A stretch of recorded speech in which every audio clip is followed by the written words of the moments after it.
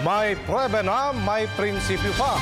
Ito ang magiging gabay ng mga pambato ng administrasyon sa 2016 elections ayon kay Presidential Spokesperson Edwin Lacerda matapos ipakilala ni Pangulo Aquino ang senatorial lineup ng Matuwid Coalition.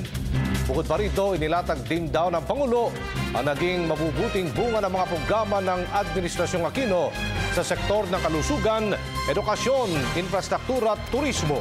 Muli ring iginit ng Pangulo ang kahalagaan ng pagpapatibay ng Bangsamoro Basic Law para sa pagtiyak ng tunay na kapayapaan at kaunlaran sa Mindanao. Ang mga ito, anya, ang mag-aangat sa Pilipinas sa idaraos na APEC Summit para kilalanin ang malaking potensyal ng bansa sa larangan ng pamumuhunan at ang turing bilang prime tourist destination.